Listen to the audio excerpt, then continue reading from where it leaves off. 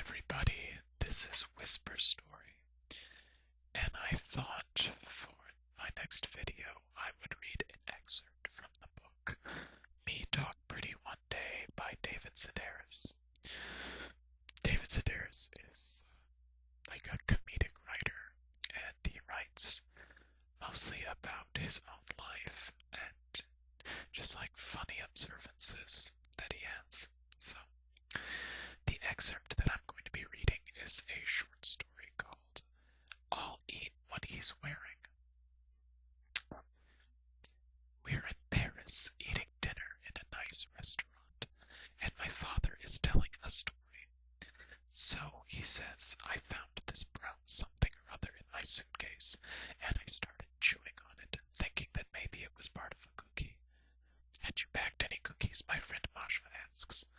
My father considers this an irrelevant question and brushes it off, saying, Not that I know of, but that's not the point. So you found this thing in your suitcase, and your first instinct was to put it in your mouth. Well, yes, he says, sure I did, but the thing is, he continues his story, but aside from my sisters and me, his audience is snagged on what would strike any sane adult as a considerable stumbling block. Why would a full-grown man place a foreign object into his mouth, especially if it was brown and discovered in a rarely used suitcase? It is a reasonable question, partially answered when the coffee arrives, and my father slips a fistful of sugar into a pocket of his sport coat. Had my friends seen the blackened banana lying on my bed, they might have understood my father's story and enjoyed it on its own merit. As it stood, however, an explanation was in order. For as long as I can remember, my father has saved. He saves money, he saves disfigured sticks that resemble disfigured celebrities, and most of all, he saves food. Cherry tomatoes, sausage biscuits, and olives plucked from other people's martinis. He hides these things in strange places until they are rotten, and then he eats them. I used to think of this as standard Greek behavior until I realized that ours was the only car in the church parking lot consistently swarmed by bees. My father hid peaches in the trunk, he hid pastries in the tool shed and the laundry room, and then wondered where all the ants were coming from. Open the cabinet in the master bathroom, and to this day you will find expired 6-packs of Sago, a chalky dietary milkshake popular in the late 60s. Crowded beside liquefied nectarines and rock-hard geyser rolls, the cans relax, tinted and lint-covered against the nastiest shaving kit you have ever seen in your life. There are those who attribute my father's hoarding to being raised during the Depression, but my mother was not one of them. Bullshit, she used to say. I had it much worse than him, but you don't see me hiding figs. The reference to figs was telling. My father hid them until they assumed the consistency of tar, but why did he bother? No one else in the family would have gone anywhere near a fig, regardless of its age. There were never any potato chips tucked into his food vaults, no chocolate bars or marshmallow figurines. The question, asked continually throughout our childhood, was, who is he hiding these things from? Aside from the usual insects and the well-publicized starving people in India, we failed to see any potential takers. You wouldn't catch our neighbors scraping mold off their strawberries, but to our father there was nothing so rotten that it couldn't be eaten. It was people who were spoiled, not food. It's fine, he'd say, watching as a swarm of flies deposited their hatchlings into the decaying flesh of a pineapple. There's nothing wrong with that. I'd eat it. And he would if the price was right, and the price was always right. Because she fell for words like fresh picked and fine ripened, our mother was defined as a spendthrift. You couldn't trust a pasty like that, especially in the marketplace. So, armed with a thick stack of coupons, our father did all the shopping himself. Accompanying him to the grocery store, my sisters and I were encouraged to think of the broad produce aisle as an all-you-can-eat buffet. Tart apples, cherries, grapes, and unblemished tangerines. He was of the opinion that because they weren't wrapped, these things were free for the taking. The store managers thought differently, and it was always just a matter of time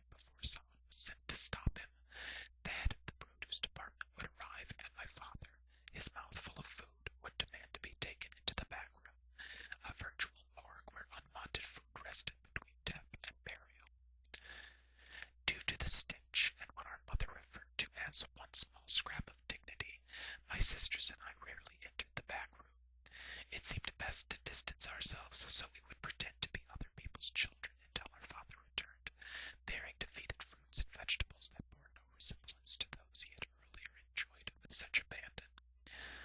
The message was that if something is free, you should take only the best. If, on the other hand, you are forced to pay, it's wise to lower the bar and not be so choosy.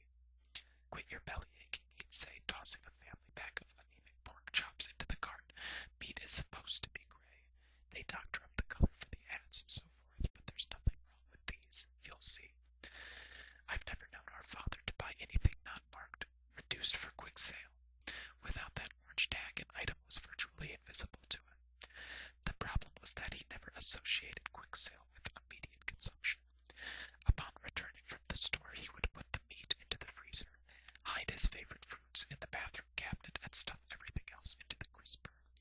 It was, of course, too late for crisp, but he took the refrigerator drawer at his word, insisting it was capable of reviving the dead and returning them, hale and vibrant, to the prime of their lives. Subjected to a few days in his beloved crisper, a carrot would become as pale and soft as a flaccid penis. Hey, he'd say, somebody ought to eat this before it goes bad. He'd take a bite, and the rest of us would wince at the unnatural silence. Too weak to resist, the carrot quietly surrendered to the force of his jaws. An overcooked hot dog would have made more noise. Wiping the juice from his lips, he would insist that this was the best carrot he'd ever eaten. You guys don't know what you're missing. I think we had a pretty good idea. Even at our most selfish, we could understand why someone might be frugal with 6 children to support. We hoped our father might ease up and learn to treat himself once we all left home. But, if anything, he's only gotten worse. Nothing will convince him that his fortunes might not suddenly reverse, reducing him to a diet of fingernail clippings or soups made from fallen leaves and seasoned with flashlight batteries. The market will collapse or the crops will fail. Invading armies will go door to door, taking even our continents, yet my father will tough it out. Retired now and living alone, he continues to eat like a scavenging bird. We used to return home for Christmas every year, my brothers, sisters, and I making it a point to call ahead, offering to bring whatever was needed for the traditional holiday meal. No, I already got the lamb, our father would say, grape leaves, phyllo dough, potatoes, I got everything on the list.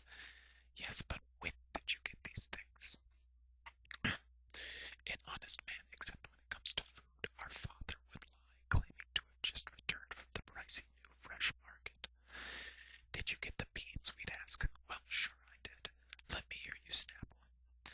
Come Christmas Day, we would fly home to find a leg of lamb thawing beneath 6 inches of frost, the purchase date revealing that it had been bought midway through the Carter administration. Age had already mashed the potatoes, the grape leaves bore fruit, and it was clear that, when spoken to earlier on the phone, our father had snapped his fingers in an imitation of a healthy green bean. Why the long faces, he'd ask. It's Christmas Day. Cheer up, for Christ's sake. Okay, that's where this whisper video is going to stop. The story ended up being a little bit longer than I expected.